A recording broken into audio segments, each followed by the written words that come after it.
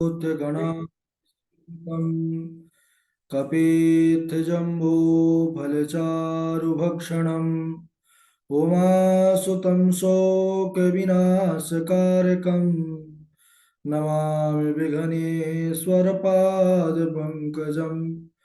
नमः परमहंसास्वादित चरणकमलचिन्मकरन्दाय भक्तजनमानसनिवासाय श्रीरामचन्द्राय कृष्णत्वदीयपदपङ्कजपञ्जरान्ते अद्यैव मे विशतु मानसराजहंसा प्राणप्रयाणसमये कफवातपित्तैः कण्ठावरोधनविधौ स्मरणं कुतस्ते।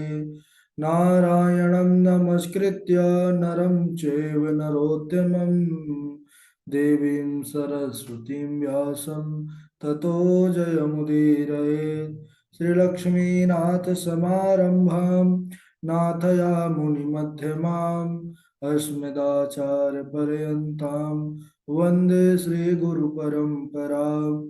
अञ्जनानन्दनं वीरं जानकीशोकनाशनं कपीशमक्षहन्तारं वन्दे लङ्काभयङ्करम्। भक्तिभक्त भगवन्त गुरु चतुर्नाम वपुएक, इनके पद बंदन किए नासद विघ्न अनेको। बोले वृंदावन बिहारी लाल की जय, भागवत महापुराण की जय, सुखदेव भगवान की जय। परम मंगलमय परात्पर अखिलेश्वर, अचिंत कल्याण गुणगण निधान सर्वेश्वर सर्वाधिपति, अकारण करुणा वरुणालय अकारण करुणा कारक सकल जन कल्लशापहारक परात्पर परब्रह्म सच्चिदानंद स्वरूप परमपिता परमात्मा श्री राधा गोविंद सरकार राधा रमण बाधा हरण श्री बांके बिहारी लाल का यह वांग में शब्द में विग्रह श्रीमद् भागवत महापुराण। कोटि कोटि नमन कोटि कोटि प्रणाम इस परम पावन पुराण ग्रंथ पारमहंसों की पावन संहिता को परमाराध्य नंद नंदन यशोदा नंदन ब्रज निरंजन देवकी नंदन श्याम सुंदर श्री कृष्ण के पास कोटचा नमन नतमस्तक वंदन एवं अभिनंदन। उनकी आह्लादनी शक्ति प्राण प्रिया जगत वंदनी वृषभान वंदनी भासुती जगदीश्वरी बरसाने वाली श्री किशोरी जो के पावन चरणारविंदों पर कोटचा प्रणति। समस्त भूतादिक श्री राम मैं सब जग जानी, करहु प्रणाम जोर जो पानी। हम सबका यह परमो सौभाग्य कि भागवत साप्ताहिक कथा सीखने का सदसंकल्प विचार लेकर के एक स्थान पर एक साथ जुड़ करके इस परम पावन पुराण की तैयारी कर रहे हैं। कल के दिवस हम सबने बड़ा ही उत्कृष्ट संवाद चरित्र, जिसमें चंद्रवंश किस प्रकार से उसका स्थापना हुआ और फिर उसी चंद्रवंश में महाराज यदु और फिर आगे चल करके भगवान का फिर अभी जन्म होने वाला है। तो कल हम सब वर्णन सुन रहे थे जब श्री सुखदेव भगवान राजा परीक्षित से कहने लगे कि अभी आपने पुरु के वंश का वर्णन सुना है, अब मैं आपको महाराज यदु के वंश का वर्णन सुनाता हूँ। ययाति नंदन महाराज यदु, ययाति के पुत्र यदु के वंश में सूर्यसेन का जन्म हुआ। सूर्यसेन की पत्नी मारिशा से वसुदेव आदि 10 पुत्र तथा कुंती आदि 5 कन्याओं का जन्म हुआ। वसुदेव जी के जन्म के समय स्वतः ही देवता लोग धुंधुवियां बजाने लगे, ढोल नगाड़े बजाने लगे। इसलिए वसुदेव जी का एक दूसरा नाम आनक दुंदुभी भी है, क्योंकि इनके आने से दुंदुभियां आकाश में देवता लोग उत्साह से बजाने लगे। क्यों बजाने लगे भाई? कि यही वसुदेव जी के घर जो है कृष्ण कन्हैया लाल आएंगे, और देवता इसलिए प्रसन्न हो गए कि हम सबको भगवान इनके यहाँ इनके पुत्र के रूप में जन्म लेकर अवतार लेकर के हमको जो है कष्ट से दुख से उबारेंगे। वसुदेव की पौरवी, रोहिणी, भद्रा, मादिरा, रोचना, ईला और देवकी आदि अनेकों पत्नियां थी, जिनमें से रोहिणी के गर्भ से कई संतान हुई है महाराज। रोहिणी से कहने लगे कि बलराम हुए, गद हुए, शारण हुए, दुर्मद हुए, विपुल हुए, ध्रुव हुए, कृत आदि कई पुत्र हुए। इनकी दूसरी पत्नी देवकी से कीर्तिमान, सुसेन, भद्रसेन, ऋतु, संवर्धन, भद्र, बलराम और भगवान श्री कृष्ण का जन्म हुआ। सुखदेव भगवान कहते हैं कि हे राजन, जब अनेकों असुर राजाओं का वेश धारण करके पृथ्वी पर अत्याचार, पापाचार, अनाचार को बढ़ावा देने लगे, तब पृथ्वी माता क्षुब्ध होकर, दुखी होकर के जाती हैं। कहाँ पर? भगवान नारायण के पास गौ रूप धारण करके, और जाकर के अपने दुख का वर्णन करती हैं। तो उस समय भगवान श्री कृष्ण बलराम जी के साथ मथुरा में अवतीर्ण होते हैं, वसुदेव जी के यहाँ। वहां से गोकुल को जाते हैं। गोकुल में 3 वर्षों तक भगवान रह करके लीला किए, बाल लीला। और गोकुल के बाद फिर वृंदावन प्रभु ने लीला किया। वृंदावन में गायों को चराए, बछड़ों को चराए, कई असुरों का वध किए, और ब्रजवासी का अपार स्नेह और प्रेम गोपियों का भगवान ने पाया और उनको प्रदान किया। भगवान श्री कृष्ण 8 वर्षों तक ब्रज वृंदावन पर निवास किया सज्जनों। उसके बाद भगवान ने कई 8 वर्षों के मध्य में रास क्रीड़ा है, गोवर्धन लीला है। इसके बाद प्रभु मथुरा लीला करने के लिए मथुरा पर आ जाते हैं। मथुरा में जाने का उद्देश्य था कंस को, उस दुष्ट को मारना। तो कंस का उद्धार किया। 14 वर्ष तक भगवान ने मथुरापुरी पर निवास किया, और उसके बाद 14 वर्ष होने के बाद द्वारिकापुरी पहुंच गए। और वहां भगवान श्री कृष्ण के विवाह हुए। 16,108 प्रभु के विवाह हुए, और भगवान श्री कृष्ण ने पृथ्वी का भार हरण किया। 100 वर्षों तक द्वारिका पर निवास किया, और फिर अपने परम धाम को चले गए। इस प्रकार यहाँ पर इस स्कंद का विश्राम होता है। इसके बाद बोले कि दसम स्कंद, अब प्रभु का जन्म होने वाला है। दसम स्कंद को निरोध कहते हैं। अच्छा, निरोध का तात्पर्य क्या है? अब ध्यान देंगे, यहाँ से कथा शुरू होती है, विशेषकर हमारे आदित्य गौतम जी और चंदन कुमार पांडे जी, नंदा देवी जी, क्योंकि आप तीनों लोगों का एडमिशन 2-3 दिन पहले ही हुआ है। तो अब आप लोग यहाँ से अपना चित्त समाहित कर लीजिए कथा पर। अब यहीं से आप लोगों की कथा शुरू हो रही है, और यहीं पर आकर विश्राम होगा। दसम स्कंद को क्या कहते हैं? दसम स्कंद को निरोध कहा जाता है। निरोध क्या है? बोले इतर राग विस्मरण पूर्वकम भगवता शक्ति निरोधा। सांसारिक पदार्थों की विस्मृति और भगवान में आसक्ति और भगवान में प्रेम या भगवान की स्मृति याद बनी रहे, यही निरोध है। श्री सुखदेव जी ने भगवान श्री कृष्ण का जो चरित्र था, भगवान श्री कृष्ण जी का जो कथा थी, उसको जब अत्यंत संक्षेप में कह सुनाया, तो राजा परीक्षित ने हाथ जोड़ करके निवेदन किया कि हे प्रभु, कथितो वंश विस्तारो भवता सोम सूर्ययो राज्ञां क्षोभयवंश्यानां चरितम परमाद्भुतम।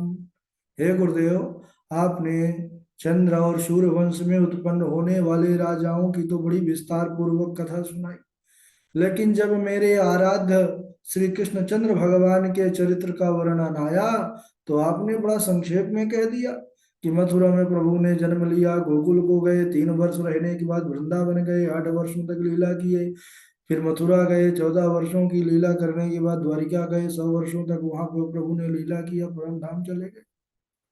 अरे वह तो मेरे परम आराध्य हैं, मेरे जीवन धन है, प्राण धन है। हे गुरुदेव, अब मुझे विस्तार पूर्वक मेरे प्रभु का वर्णन सुनाइए।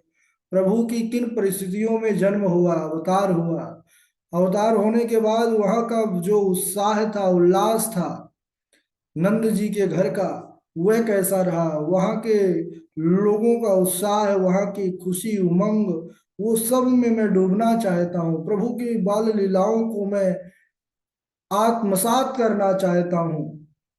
एक एक लीला मुझे बताइए भगवान। जब इस प्रकार सुखदेव भगवान से राजा परीक्षित ने निवेदन किया, और एक उनके मन में शंका थी कि हे प्रभु, आपने जब रोहिणी के पुत्रों की गणना की तब भी आपने बलराम जी का नाम लिया, और देवकी के पुत्रों का भी वर्णन किया तब भी बलराम जी का नाम लिया। तो कोई भी एक पुत्र बिना दो बार जन्म ग्रहण किए जो है दो माताओं से कैसे हो सकता है? और भगवान ने किस प्रकार जन्म लिया, गोकुल में प्रभु ने कौन कौन से लीला की, वृंदावन में भगवान के कैसे चरित्र है, या द्वारिका जाने पर प्रभु ने कौन कौन से कार्य किए, यह सब मैं सुनना चाहता हूँ। श्री सुखदेव जी कहते हैं कि हे परीक्षित, तुमने जो पूछा पूछा है वो जरूर आपको सुनाऊंगा, लेकिन 3 दिन हो गए और राजन आपने कुछ पान नहीं किया, कुछ प्रसादी नहीं पाई, यहाँ तक जल भी आपने नहीं पाया। तो चतुर्थ दिवस है, कुछ जल पान कर लो, कुछ खा लो।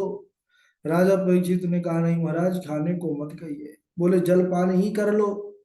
तब बोले नहीं महाराज। राजा परीक्षित ने बड़ा सुंदर कहा कि नई साति दुसह चुन्माम त्यक्तोदमपि बाधते पिबंतम तन्मुखाम भोज श्रुतम हरि कथामृतम। हाँ, बोले कि यही हमारा प्रसादी है, अच्युतम हरि कथामृतम। यह भगवान कृष्ण की जो कथा है इतनी मधुर है, इसका इतना प्रभाव है कथामृत का कि प्रभु मैं सच कहता हूँ, ना तो मुझे भूख लग रही है और ना ही मुझे प्यास ही सता रही है। और गुरुदेव एक बात कहूँ, इसी प्यास के चलते तो मुझसे पूर्व में एक महात्मा का बड़ा अपराध हो गया था, ऋषि समीक। तो बोले कि अब मैं कुछ प्रसादी नहीं पाऊंगा, ना जल ही पान करूंगा, केवल मुझे आप यह कथामृत पान कराते रहिए, इसी से मेरा हृदय तृप्त हो रहा है। तब तो सुखदेव जी बड़ी प्रशंसा किए राजा परीक्षित के भाव को देख करके। अरे बोले वासुदेव कथा प्रश्न पुरुषास्त्रीन् पुनाति वक्तारम प्रेक्षकम श्रोत्रींस तत्पाद सलिलम यथा। बोले भगवान के संबंध में किया गया जो प्रश्न है, तो वक्ता जो कहने वाला है, पूछने वाला जो प्रश्न करने वाला है, और श्रोता जो सुनने वाला है, यह तीनों को पवित्र करता है। हे परीक्षित, जब अनेकों दैत्य राजाओं का वेश धारण करके पृथ्वी को आक्रांत करने लगे, पृथ्वी दुखी हो ब्रह्मा जी को साथ में लेकर सारे देवता मिल करके क्षीर सागर में गए और प्रभु नारायण की स्तुति करने लगे। ब्रह्मा जी वहां पर पुरुष सूक्त के द्वारा भगवान नारायण का स्तवन किया, सहस्त्र शीर्षा पुरुखा। तो भगवान नारायण बड़े प्रसन्न हुए और आकाशवाणी हुई, जिसे ब्रह्मा जी ने सुना। और देवताओं से ब्रह्मा जी ने कहा कि हे देवताओं, भगवान को पृथ्वी के कष्ट का पहले से ही भान है, वे शीघ्र ही पृथ्वी का भार उतारने के लिए यदुवंश में अवतार ग्रहण करेंगे। इसलिए आप लोग भी उनकी लीला में सहायक बनिए और जाइए ब्रज में जन्म ग्रहण करो। कोई जाकर वहां का लता पता झाड़ी बन जाओ कि प्रभु क्रीड़ा करते हुए जब आप पर खेल खेले तो जीवन आपका सफल हो जाए। कोई वहां का जाओ ग्वाल बनो, कोई बछड़ा बनो, कोई गाय बनो, कोई वहां के मोर पक्षी पशु पक्षी बनो, क्योंकि सबका सौभाग्य होगा, क्योंकि स्वयं साक्षात पर ब्रह्म नारायण ही वहां पर मनुष्य रूप में लीला करने वाले हैं। अब इधर सज्जनों, ब्रह्मा जी देवताओं को आश्वासन दिए। देवता लोग भी प्रसन्न होकर के अपने अपने स्थान को चले गए। सुखदेव जी कहते हैं कि हे परीक्षित, या सूरसेन के पुत्र वसुदेव का विवाह कंस की चचेरी बहन देवकी से हुआ। देवकी से अत्यधिक स्नेह करता था कृष्ण वो कंस। विदाई का समय आया, भावुक हो गया, बोला बहन को विदाई मैं स्वयं करूंगा। लेकिन दुष्टता था, स्वभाव जाता नहीं। दुष्टता उसके अंदर भरी थी, क्रूरता भरी थी। भावुकता वश रथ को हाथ में लिया, स्वयं सारथी बन करके रथ को हाँकने लगा। तभी आकाशवाणी हुई, देवता लोग महाराज सुना दिए कंस को कि अस्यस्त्वामष्टमो गर्भो हंतायाम भसे बुधा।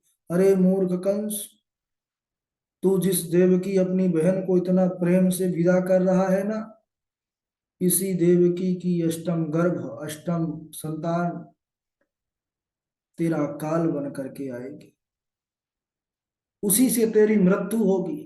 आहा, कंस ने जैसे सुना, वो भावुकता घिरा गई महाराज। वो जो उसका क्रूरता थी वह सामने प्रकट हो गया। कंस ने देवकी बहन के केश पकड़ लिए, खड़ग तलवार निकाल ली।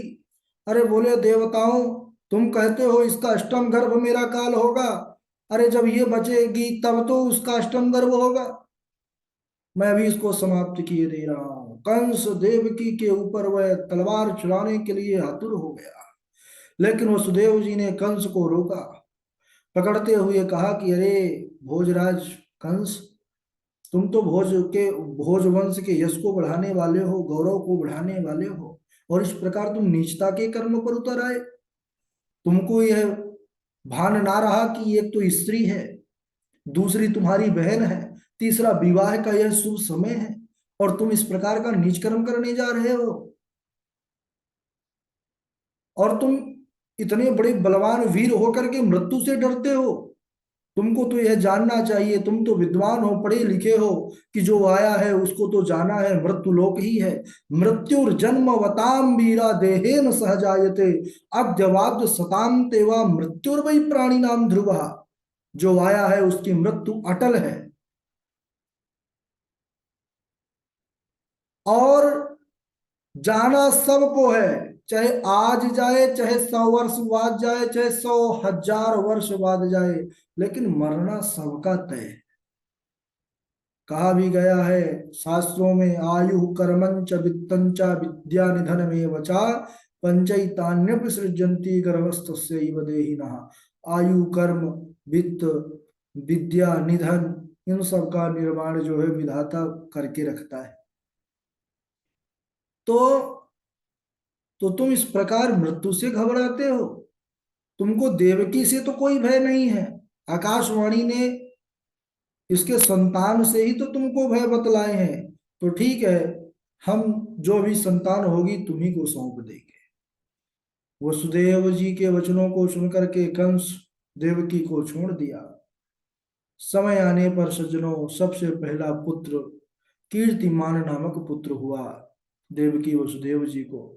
प्रतिज्ञा अनुसार वसुदेव जी उस पुत्र को कंस के पास लेकर के गए।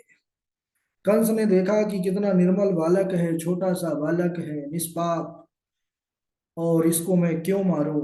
आकाशवाणी तो अष्टम गर्भ, अष्टम संतान के लिए बोला था, इसलिए ममता जाग गई। बोला ले जाओ, और इससे मुझे कोई भय नहीं है, बस अष्टम जो संतान है उसे मुझे सौंप देना। वसुदेव जी को प्रसन्नता नहीं हुई, हर्ष नहीं हुआ, क्योंकि जानते थे कि यह दुष्ट है, और दुष्टों का कोई भरोसा नहीं।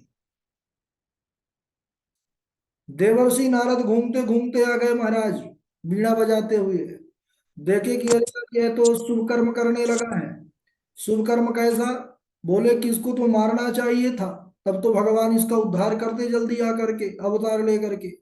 अब ये तो सत्कर्म करने लगा। जीवन दान देना पुण्य कर्म है ना, किसी को मारना पाप कर्म है। तो यह पाप कर्म करने वाला कंस कहाँ यह पुण्य कर्म करने वाला है?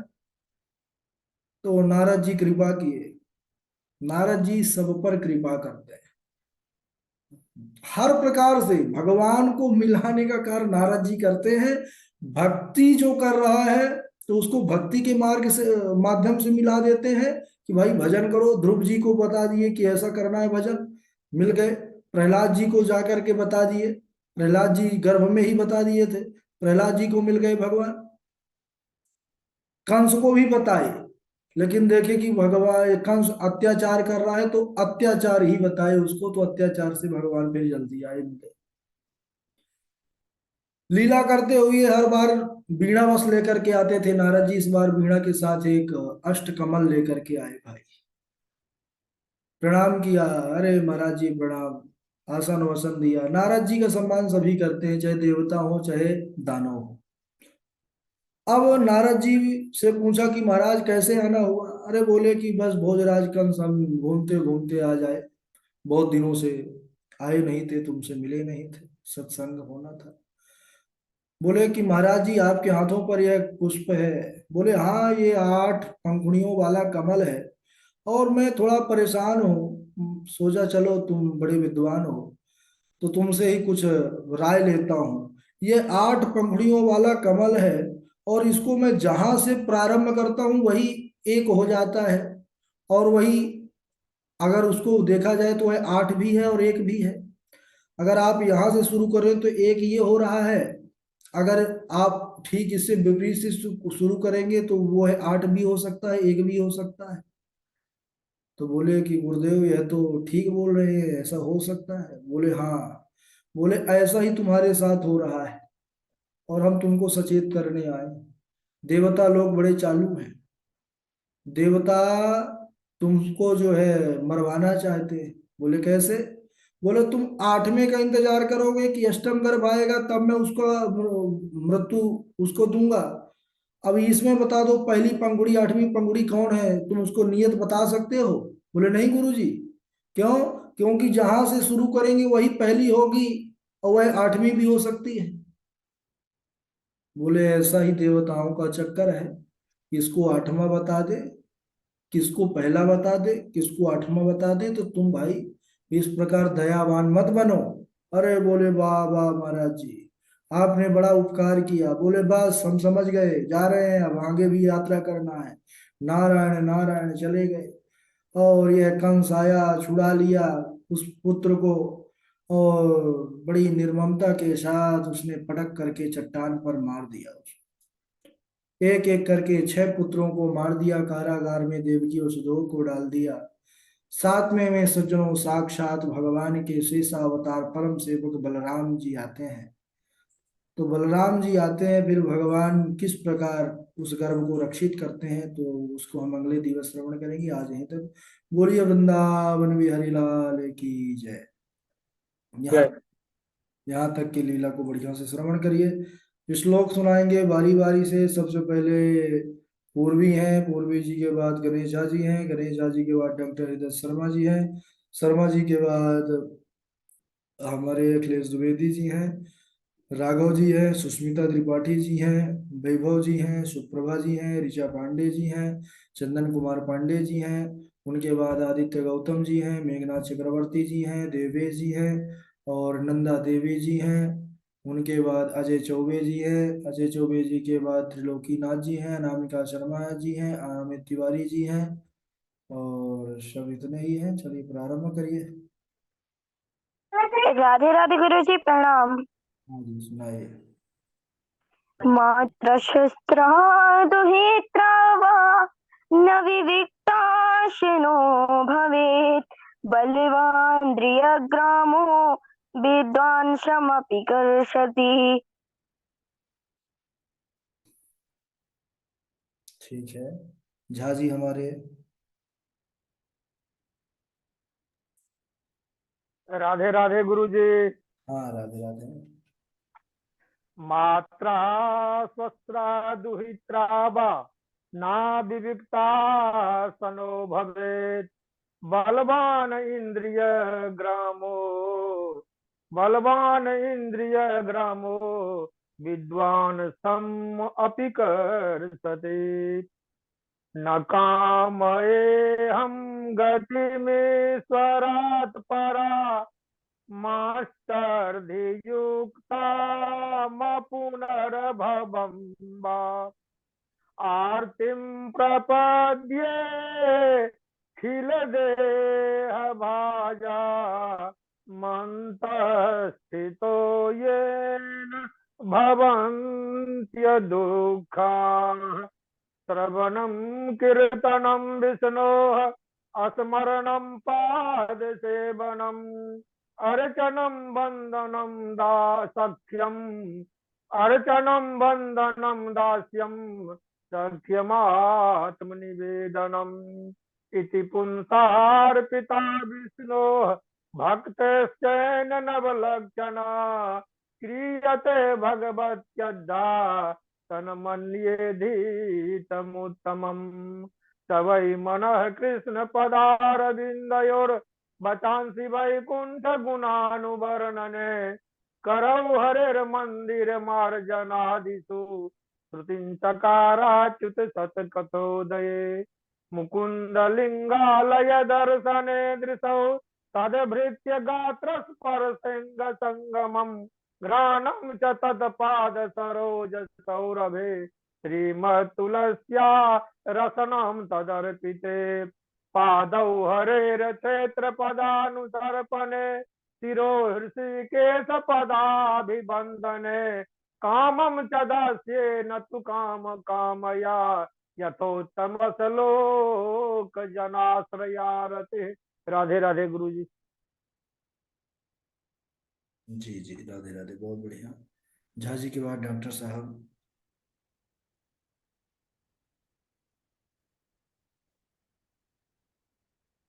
डॉक्टर साहब व्यस्त हैं क्या? तब तो आगे सुना देंगे।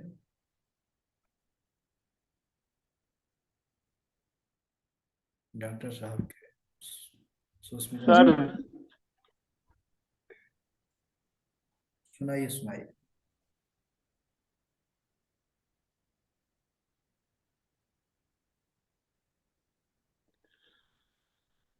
जी राधे राधे गुरु जी। जी जी न कामे हम गति ईश्वरात् परा अस्थित मुक्तां पुनर्भवं वा आरती प्रपद्ये अखिल देहे भाजा मन तय स्थितो येन भवन्त दुःखा न कामे अहम गति मीश्वरात् पराम अरद्धि मुक्ता पुनर्भवं वार्ति प्रपद्ये अखिल देह भाजाम अंते स्थितु येन भवन्त दुःखा। राधे राधे गुरु जी। ठीक है। सुष्मिता त्रिपाठी जी, डॉक्टर साहब के बाद। जी गुरु। नाकामयेयं गमीश्वरात् परामष्टर्दयुक्ताम पुनर्भवं वा आर्तिं प्रपद्येऽखिलदेहभाजामन्ता स्थितो येन भवन्ति दुःखा। जी ठीक है। सुष्मिता जी के बाद अखिलेश द्विवेदी जी नहीं जुड़े हैं। ठीक है, राघव जी सुनाएंगे। जी गुरु जी प्रणाम। राधे राधे। जय श्री राधे। मात्रा स्वस्रा दुहित्रा वा न अविविक्ता सनो भवेत् बलवान् इन्द्रियग्राम विद्वांसमपि कर्षति न कामयेऽहं गतिमीश्वरात् परामष्टार्धियुक्तां पुनरभवं वा आर्ति प्रपद्येऽखिल देहि भाजामन्तः स्थितो येन भवन्त्य दुःखा। जी गुरु जी प्रणाम। ठीक है, राघव जी के बाद हाँ ऋचा पांडे जी हैं, फिर वैभव जी। प्रणाम गुरु जी। राधे राधे। सुनाइए। न कामयेऽहं गतिमीश्वरात् परामष्टर्धियुक्तामपुनर्भवं वा आरतिं प्रपद्येऽखिलदेहभाजा मन्तः स्थितो येन भवन्त्यदुःखाः। राधे राधे गुरु जी। बहुत बढ़िया। और इनके बाद वैभव हैं। प्रणाम। जी अमित तिवारी सुनाइए। कामेऽहं गतिमीश्वरात् परा मष्टधियोक्तां पुनर्भवं वा आर्तिं प्रपद्येऽखिलदेहभाजा मन्ता स्थितो येन भवन्त दुःख। राधे राधे गुरुदेव प्रणाम। ठीक है। वैभव है, सुप्रभा जी हैं। जी गुरु जी, राधे राधे। हाँ राधे राधे, सुनाइए। न कामये हम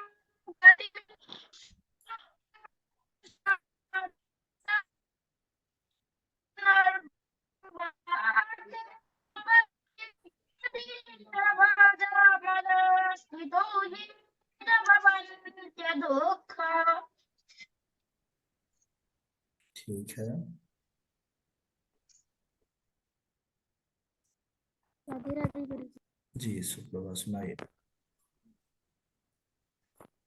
न काम एवं गतिमेश्वरात् परमष्टर्धयुक्ताम पुनर्भवं वा आर्तिं प्रपद्ये किल देहभाज ममतस्थितो वे न भवन्ति दुःख। राधे राधे गुरु जी। हाँ राधे राधे गुरु जी। जी सुनाइए। न कामयेऽहं गतिमीश्वरात् परामष्टादियुक्तामपुरन् वा आर्ति प्रपद्ये किल देहभाजा मनन्तस्ततो येन भवन्त्य दुःखः। राधे राधे गुरु जी। ठीक है। और राधे राधे गुरु जी, मेरा नंबर आ गया था कि नहीं? हाँ आ गया, सुनाइए। हम सुना देते। न कामयेऽहं गतिमीश्वरात् परामष्टर्धयुक्तां पुनर्भवं वा आर्ति प्रपद्ये देह भाजा मंत्र स्थितो येन भवन दुःख। राधे राधे गुरु जी। बहुत अच्छा। राधे राधे गुरु जी प्रणाम। जी सुनाइए। न कामेऽहं गतिमीश्वरात् परामष्टेर्धयुक्तां पुनर्भवं वा आर्तिं प्रपद्येऽखिल देह भाजा मन्तः स्थितो येन भवन्त्युदुःखा। राधे राधे गुरु जी। ठीक है, चंदन कुमार पांडे जी सुनाएंगे, फिर आदित्य गौतम जी सुनाएंगे। जी राधे राधे गुरु जी। राधे राधे। शवै मनः कृष्ण पादारविन्दयोर्वचान्ति वैकुण्ठ गुणानुवर्णने करो हरिर्मन्दिरमार्जनादितो रोतिं चकार चितशतकथोरे। जी राधे राधे गुरु। अच्छा, और कोई सुनाने वाले हैं क्या, याद कर रहे हैं? राधे राधे गुरु जी। हाँ अनामिका शर्मा जी सुनाइए।